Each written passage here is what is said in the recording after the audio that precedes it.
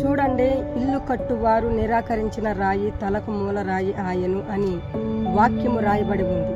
నిరాకరింపబడి తలకు మూలరాయి అయిన వాడు ప్రభువైన యేసు క్రీస్తే. ఇల్లు అనగా మనము, మన జీవితమే. ఆ జీవితము పాపాలకు శాపాలకు గురయ్యి పాడైపోతున్న మన జీవితమనే ఇల్లు బాగు చెయ్యాలన్నా, బాగుగా కట్టబడాలన్నా దానికి మూలము పునాది అయిన రాయి ప్రభువైన యేసు క్రీస్తే.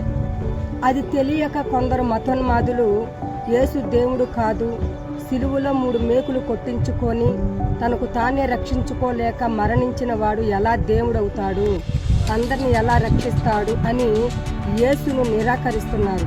మీరు నిరాకరించిన ఆ యేసే మీ పాపాలను, ప్రతి ఒక్కరి పాపాలను క్షమించడానికి, అలాగే ప్రతి ఒక్కరి ఆత్మల రక్షణకు కారణము, మూలము ఆయనే.